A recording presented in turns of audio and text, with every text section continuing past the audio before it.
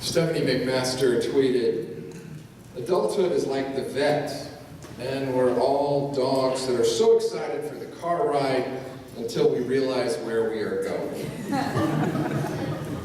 What a rough week. Reading the news, I feel like we've been trying to drink water from a fire hose.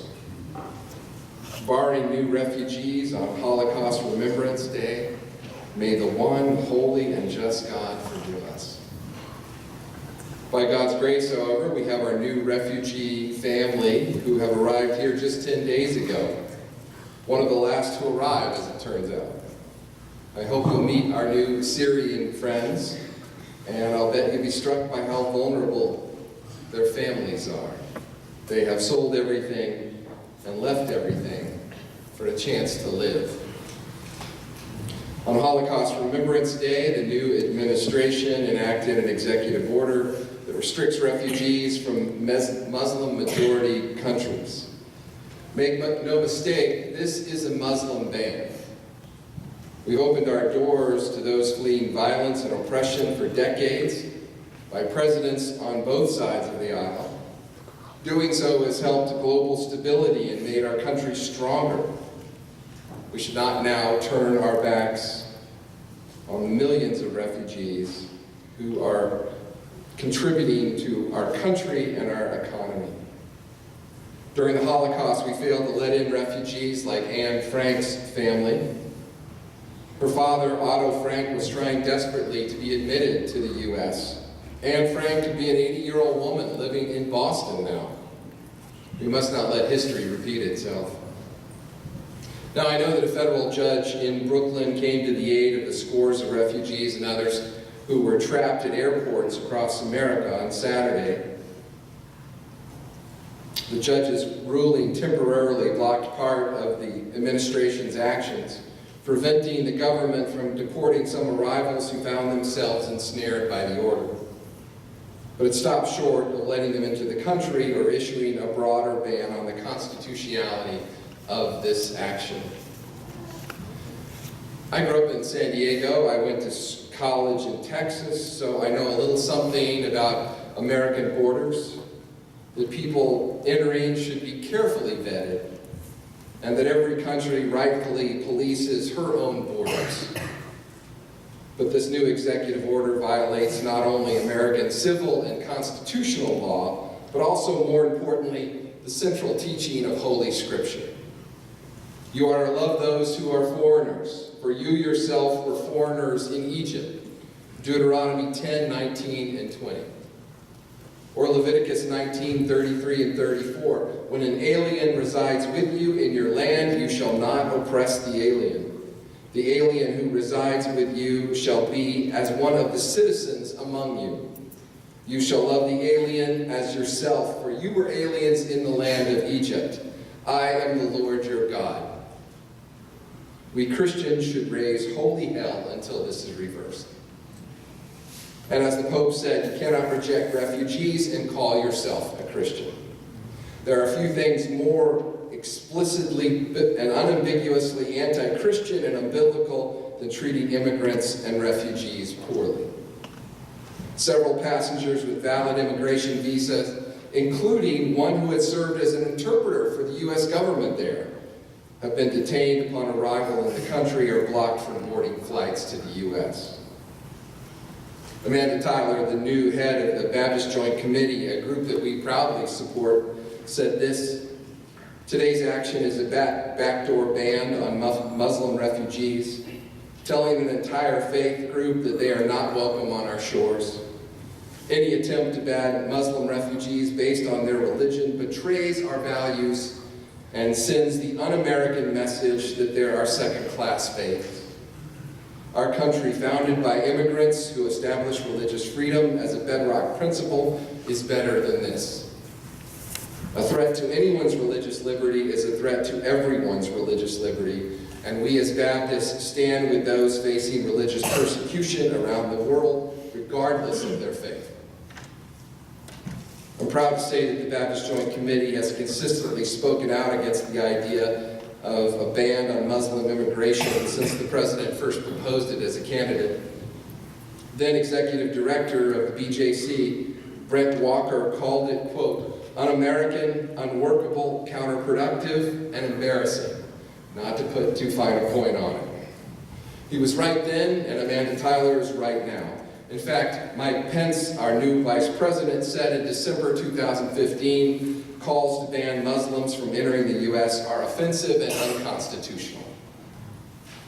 I want to make 3 quick points, and here I'm following Madeleine K. Albright, the first female Secretary of State, and the 64th to serve, appointed by Bill Clinton and unanimously confirmed by the Senate. First, this is a cruel measure that represents a stark departure from America's core values.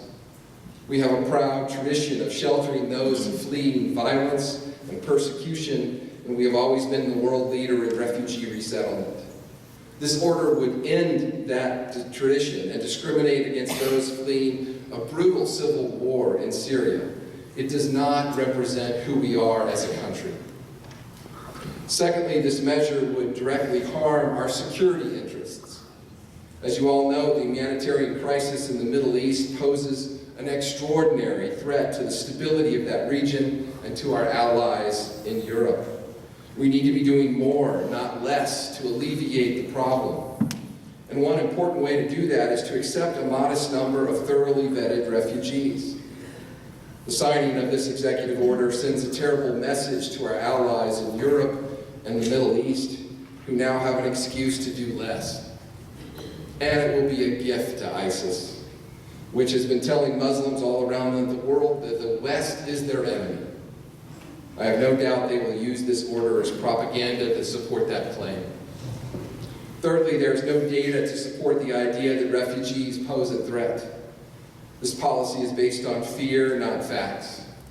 The refugee vetting process is robust and thorough. It already consists of 20 steps, ensuring that refugees are vetted more extensively than any other category of travel.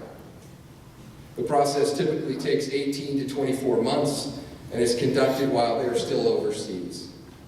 I'm convinced that this order's attempt at extreme vetting will effectively halt our ability to accept anyone at all. When the administration makes wild claims about Syrian refugees pouring over our borders, they are relying on alternate facts, or as I like to call it, lies.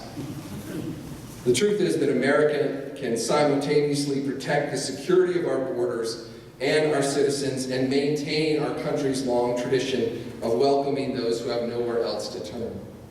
These goals are not mutually exclusive. Indeed, they are the obligation of a country built by immigrants. Refugees should not be viewed as a certain burden or as potential terrorists. They've already made great contributions to our national life. Syrian refugees are learning English, getting good jobs, buying homes, starting businesses. In other words, they're doing what generations of refugees have done. And I have no doubt that if given the opportunity, they will become an essential part of American fabric.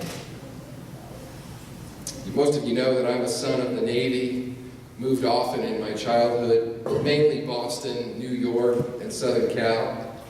My father was a Cajun Catholic from South Texas. My mom was a Baptist from rural Georgia.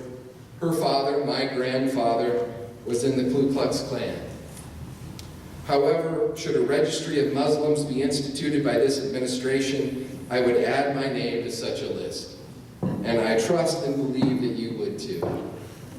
Such a registry is not included in the language of this order, but by targeting Muslim-majority countries for immigration bans and by expressing a clear preference for refugees who are religious minorities, there's no question that this order is biased against Muslims. And when one faith is targeted, it puts all at risk. I remember as a third grader first seeing the Statue of Liberty in New York Harbor. Lady Liberty is holding Emma Lazarus' words. Give me your tired, your poor, your huddled masses yearning to breathe free. The wretched refuse of your teeming shore. Send me these, the homeless, the tempest-tossed, to me. I lift my lamp against the golden door. As Madeleine Albright has said, there's no fine print on the Statue of Liberty, And today she's weeping because of the actions of our country. I'm not going to get to Jonah this morning. It's an incredibly little comedy that you should read this week. But here's the ending of my original sermon. The question beneath the book of Jonah is this: how far can God reach? When Jesus answered that question in his words and deeds, he got himself in a lot of trouble. Jesus never seemed to distinguish between the people he taught and healed. He preached to the poor. He cured those who had been ignored by physicians. One long day after another, Jesus went to a crowd full of need and tended to one person after another. Just when somebody was ready to typecast him, Jesus went to the home of a rich tax collector and broke bread with the wealthy Pharisees. He never seemed to distinguish between the rich or the poor, male or female, insiders or outsiders. He did not restrict his care to one group or another. In the name of the one God, he gave himself to the world. How many people can God love? Before you answer too quickly, let me remind you that the church has struggled with this question from the beginning. After Jesus was dead and risen, along came another preacher. His name was Simon Bar-Jonah, that is, Simon, the son of Jonah. One day while he was sitting on a rooftop in the seaside city of Joppa, Simon, the son of Jonah, was minding his own business, saying a few prayers.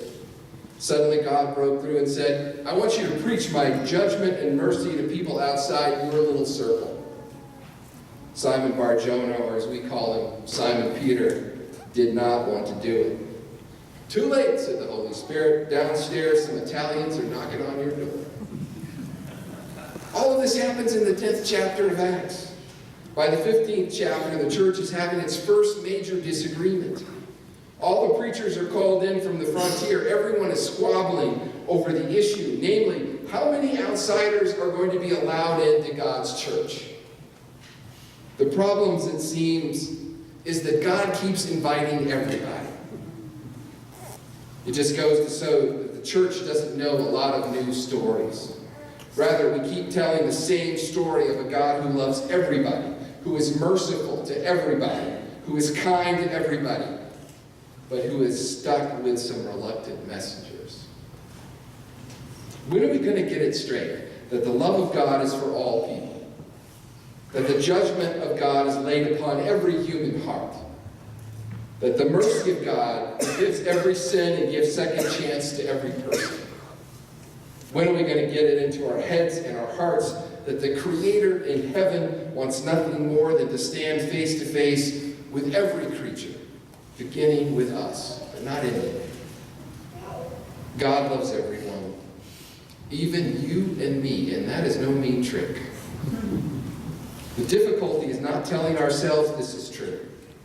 The difficulty is believing that it's true for everyone else.